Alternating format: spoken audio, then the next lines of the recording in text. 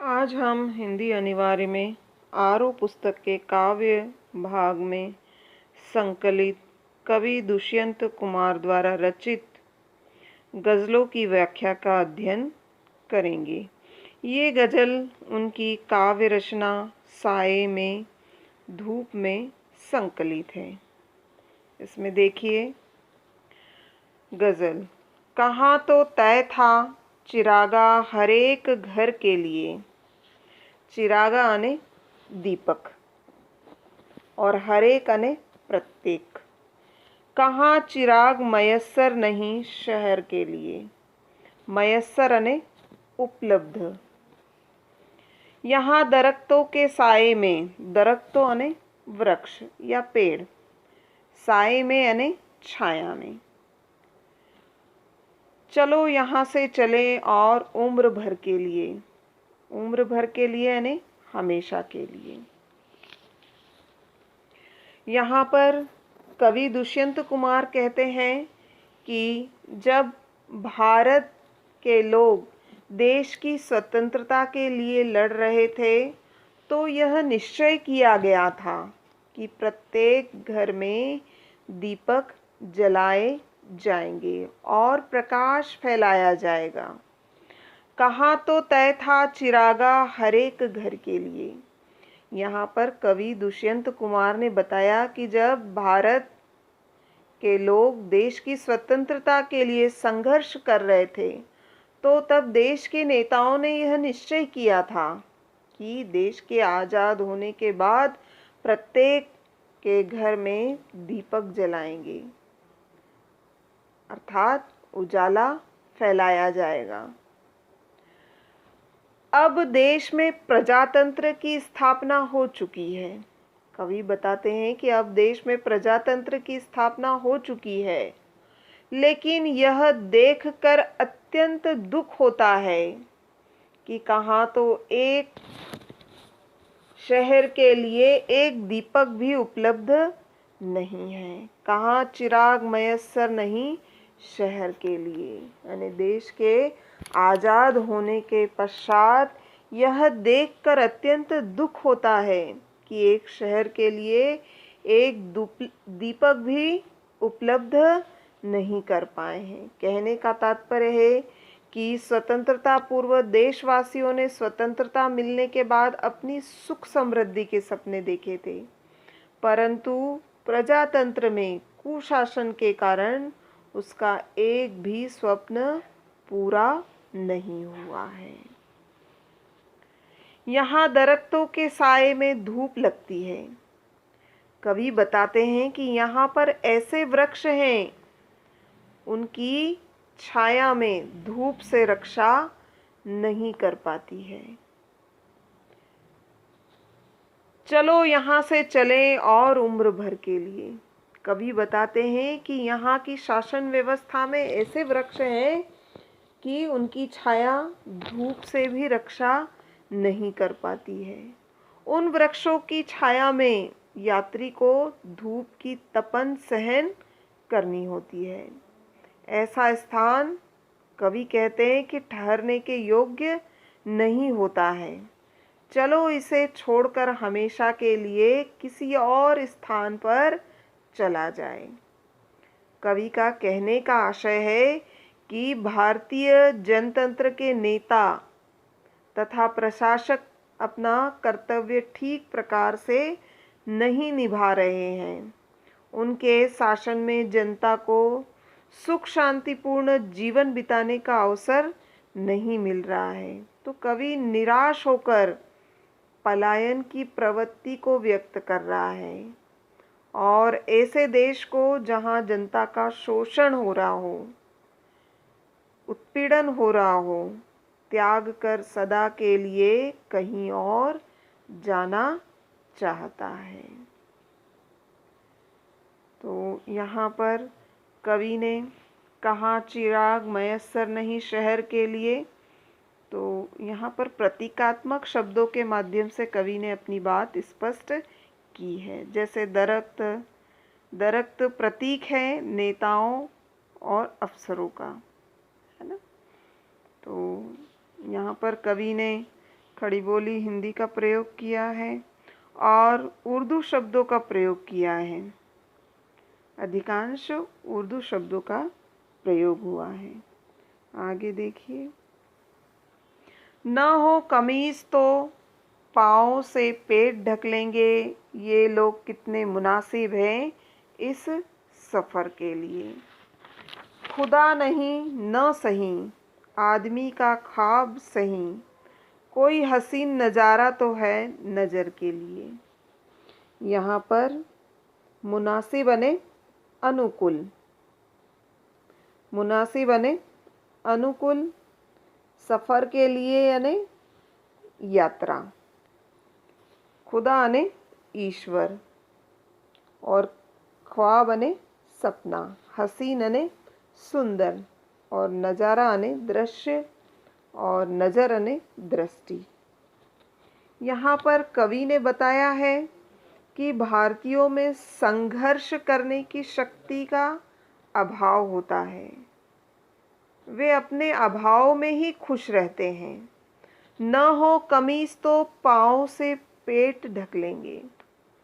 कवि कहते हैं कि भारत के लोग हैं, यदि उनके पास अभाव है तो वे उस अभाव में ही अपना जीवन यापन कर लेते हैं।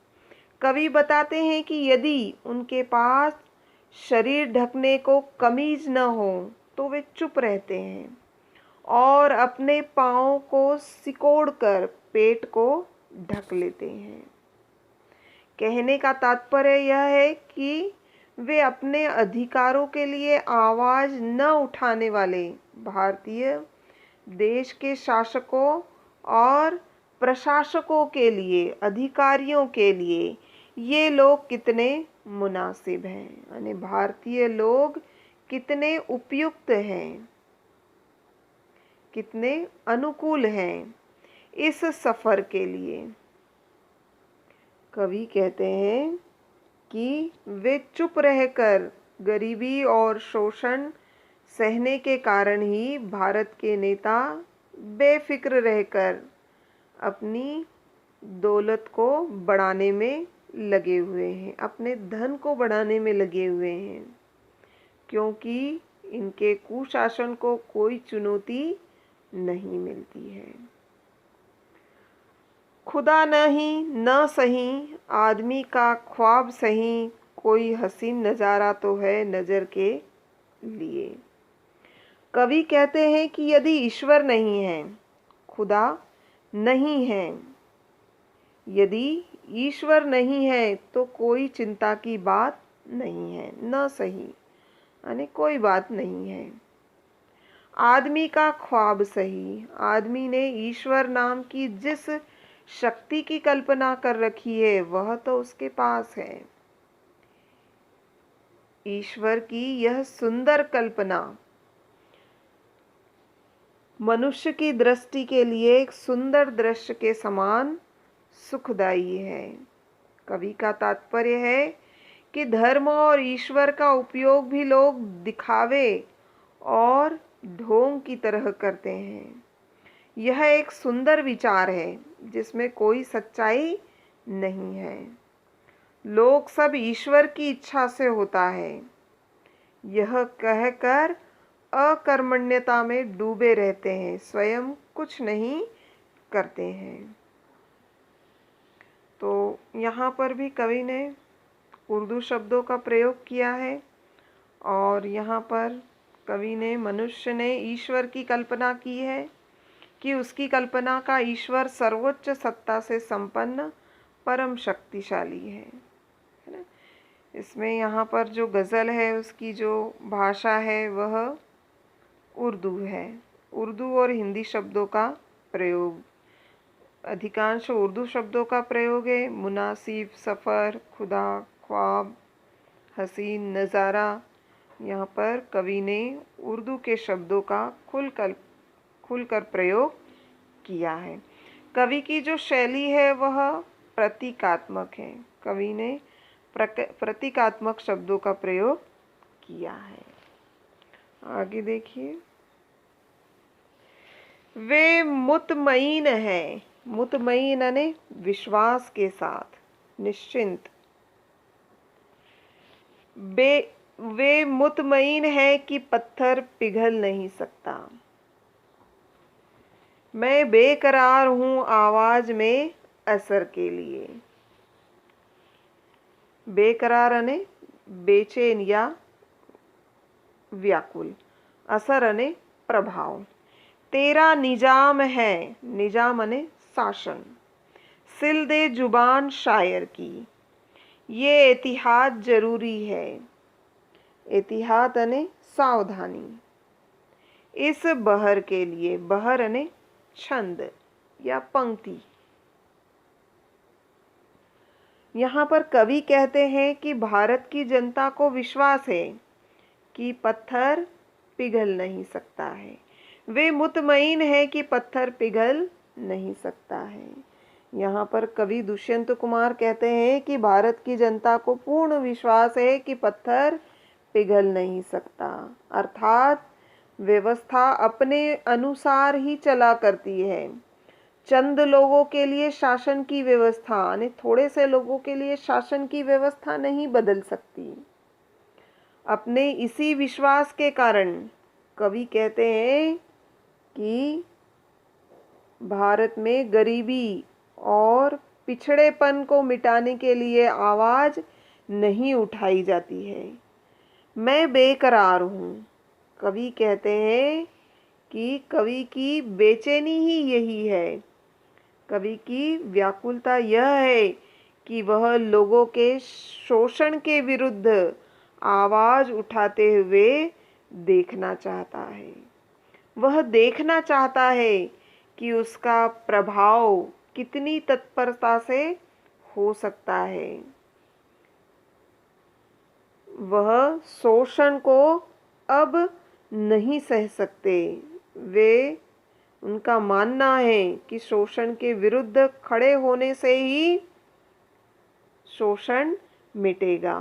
कवि शोषण के विरोध में उठने वाली जनता की आवाज को सुनने के लिए व्याकुल है और जनता की आवाज को ताकत देने के लिए वह पूरा प्रयास कर रहा है। तेरा निजाम है सिल दे जुबान शायर की। कवि कहते हैं कि शासन अत्यंत कठोर होता है, उसमें प्रेम और उदारता नहीं होती है। वह किसी के भी दुख दर्द को देखकर नहीं पिघलता है। इसीलिए अपने विरोध में उठने वाली हर आवाज को वह कुचल देता है। सिल दे जुबान शायर की। वह विद्रोही कवि की जुबान सिल देती है, यानी शासन के विरोध में यदि कोई आवाज उठाता है तो विरोध करने वाले व्यक्ति की जुबान को सिल दिया जाता है। अतः इस गजल के छंद के लिए यह सावधानी जरूरी है, ये एहतियात जरूरी है। इस बहर के लिए, इस पंक्ति के लिए यह सावधानी जरूरी है कि जो विरोध करता है उसकी जुबान सिल दी जाती है। तो कवि का कहने का यह आशय है कि क्रांति का संदेश देने वाले शायर को शासन की दमनकारी नीति से सतर्क रहना चाहिए, सावधान रहना चाहिए और लोगों को भी सावधान करते रहना चाहिए कि वे संगठित होकर निर्भीक भाव से शोषण का विरोध करें। सच्चे कवि के लिए यह सावधानी बड़ी जरूरी है। तो यहाँ पर भी कवि ने उर्दू शब्दों का अधिकांश प्रयोग किया है। पत्थर, आगे देखिए।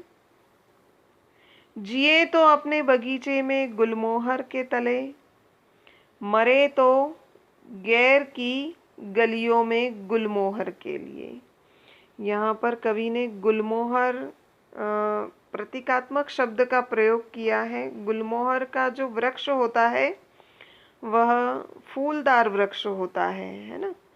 तो यहाँ पर कवि ने गुलमोहर वृक्ष का जो प्रयोग किया है वह देश की समृद्धि और संपन्नता के प्रतीक में किया है। तो कवि कहते हैं कि जिए तो अपने बगीचे में गुलमोहर के तले। कवि कहते हैं कि हम अपने बगीचे में यदि जिए तो उसमें गुलमोहर के वृक्ष के नीचे जिए। बगीचा यहाँ पर देश की का प्रतीकात्मक शब्द है और गुलमोहर देश की समृद्धता का प्रतीक है। तो कवि कहते हैं कि हम अपने बगीचे में जिए तो उसमें उगे गुलमोहर के वृक्ष के नीचे जिए, अर्थात यदि हम अपने देश में जिए तो उसकी सुख समृद्धि के नीचे जिए। मरे तो गैरों की गलियों में, गुलमोहर के लिए कवि कहते हैं कि यदि मरे तो परायों की गलियों में, इसी गुलमोहर के लिए। कहने का तात्पर्य है कि हमारा कर्तव्य है कि हम अपने देश की समृद्धि और विकास के लिए अपना जीवन समर्पित कर दें और अपनी देश की उन्नति के लिए मृत्यु को भी स्वीकार करना पड़े तो हम अपने कदम पीछे न हटाएं।